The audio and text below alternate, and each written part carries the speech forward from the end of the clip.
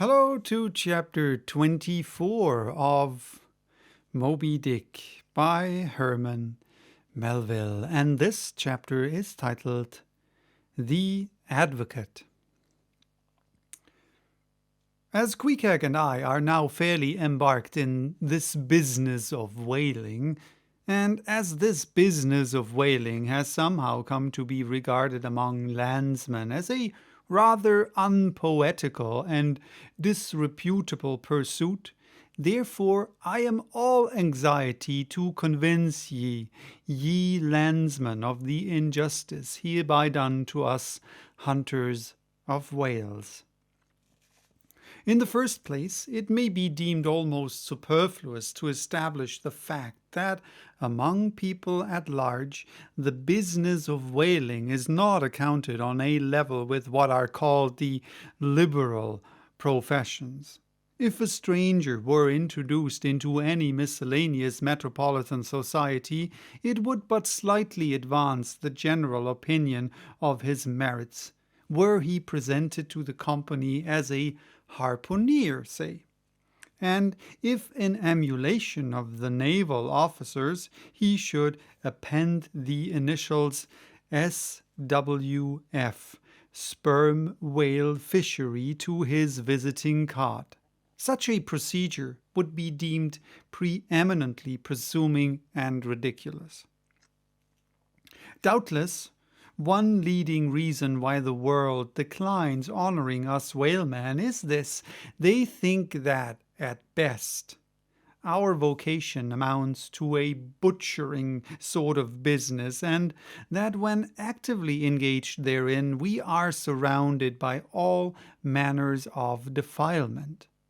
Butchers we are, that is true, but butchers also, and butchers of the bloodiest badge, have been all martial commanders whom the world invariably delights to honor. And as for the matter of the alleged uncleanliness of our business, ye shall soon be initiated into certain facts hitherto pretty generally unknown, and which, upon the whole, will triumphantly plant the sperm whale ship, at least among the cleanliest things of this tidy earth. But even granting the charge in question to be true, what disordered slippery decks of a whaleship are comparable to the unspeakable carrion of those battlefields from which so many soldiers return to drink in all ladies' plaudits? And if the idea of peril so much enhances the popular conceit of the soldier's profession, let me assure ye that many a veteran who has freely marched up to a battery would quickly recoil at the apparition of the sperm whale's vast tail fanning into eddies the air over his head. For what are the comprehensible terrors of man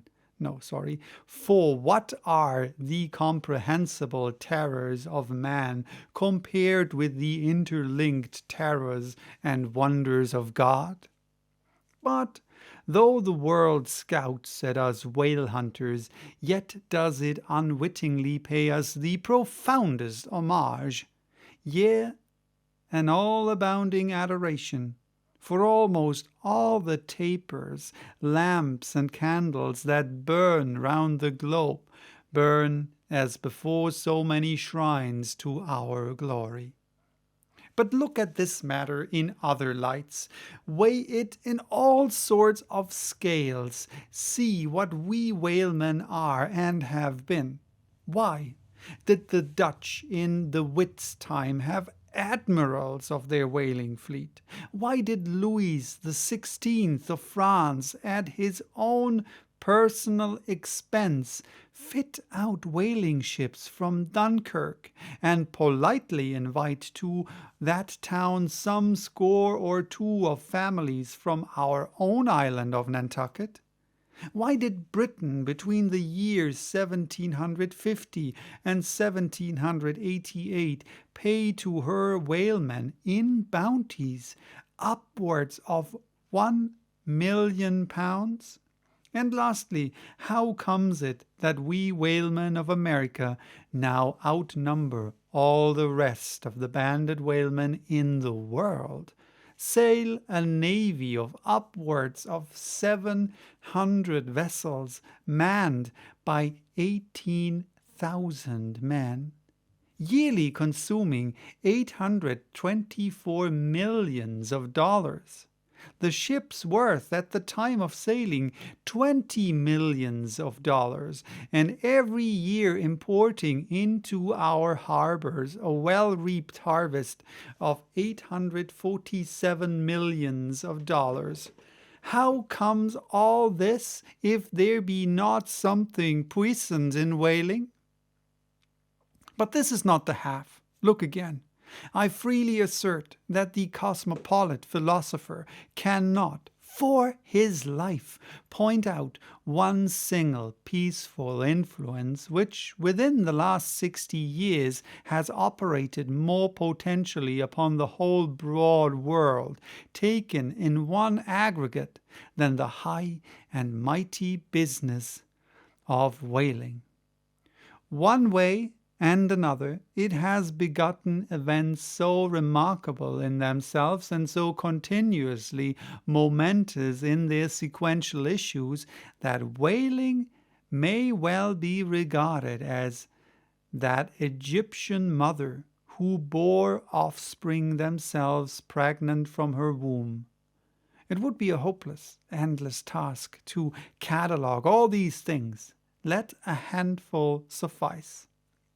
For many years past, the whaleship has been the pioneer in ferreting out the remotest and least known parts of the earth.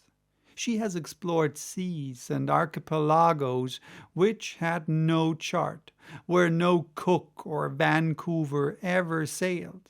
If American and European men of war now peacefully ride in once savage harbors, let them fire salutes to the honor and glory of the whaleship, which originally showed them the way, and first interpreted between them and these savages. They may celebrate as they will the heroes of exploring expeditions, your Cooks, your Cruisensterns, but I say that scores of anonymous captains have sailed out of Nantucket that were as great and greater than your Cook and your Cruisenstern. For in their succourless empty-handedness, they, in the heathenish sharked waters and by the beaches of unrecorded Javelin Islands, battled with virgin wonders and terrors that Cook, with all his marines and muskets, would not have willingly dared. All that is made such a flourish of in the old South Sea voyages, those things were but the lifetime commonplaces of our heroic Nantucketers. Often adventurers, which Vancouver dedicates 3 chapters to, these men accounted unworthy of being set down in the ship's common log. Ah, the world, oh, the world. Until the whale fishery rounded Cape Horn, no commerce but colonial, scarcely any intercourse but colonial, was carried on between Europe and the long line of the opulent Spanish provinces on the Pacific coast. It was the whaleman who first broke through the jealous policy of the Spanish crown touching those colonies, and if space permitted, it might be distinctly shown how from those whalemen at last eventuated the liberation of Peru, Chile, and Bolivia from the yoke of old Spain, and the establishment of the eternal democracy in those parts. That great America on the other side of the sphere, Australia, was given to the enlightened world by the whaleman after its first blunderborn discovery by a Dutchman. All other ships long shunned those shores as pestiferously barbarous, but the whaleship touched there. The whaleship is the true mother of that now mighty colony. Moreover, in the infancy of the first Australian settlement, the emigrants were several times saved from starvation by the benevolent biscuit of the whale ship luckily dropping an anchor in their waters. The uncounted isles of all Polynesia confess the same truth and do commercial homage to the whale ship that cleared the way for the missionary and the merchant, and in many cases carried the primitive missionaries to their first destinations. If that double-bolted land, Japan, is ever to become hospitable, it is the whale ship alone to whom the credit will be due, for already she is on the threshold. But if, in the face of all this, you still declare that whaling has no aesthetically noble associations connected with it, then am I ready to shiver 50 lances with you there and unhorse you with a split helmet every time. The whale has no famous author, and whaling no famous chronicler, you will say. The whale, no famous author, and whaling no famous chronicler? Who wrote the first account of our Leviathan? Who but mighty Job? And who composed the first narrative of a whaling voyage? Who but no less a prince than Alfred the Great, who with his own royal pen took down the words from Other, the Norwegian whale hunter of those times, and who pronounced our glowing eulogy in Parliament? Who but Edmund Burke? True enough, but the whalemen themselves are poor devils. They have no good blood in their veins. No good blood in their veins? They have something better than royal blood there. The grandmother of Benjamin Franklin was Mary Morell, afterwards, by marriage, Mary Folger, one of the old settlers of Nantucket, and the ancestress to a long line of Folgers and harpooneers, all kith and kin to noble Benjamin, this day darting the barbed iron from one side of the world to the other. Good again, but then I'll confess that somehow whaling is not respectable. Whaling not respectable? Whaling is imperial. By old English statutory law, the whale is declared a royal fish. Oh, that's only nominal. The whale himself has never figured in any grand imposing way. The whale never figured in any grand imposing way in one of the mighty triumphs given to a Roman general upon his entering the world's capital. The bones of a whale brought all the way from the Syrian coast, were the most conspicuous object in the symbol procession. Granted, since you cite it, but say what you will, there is no real dignity in whaling. No dignity in whaling, the dignity of our calling, the very heavens attest. Cetus is a constellation in the south, no more. Drive down your hat in presence of the Tsar, and take it off to Queequeg, no more. I know a man that, in his lifetime, has taken 350 whales.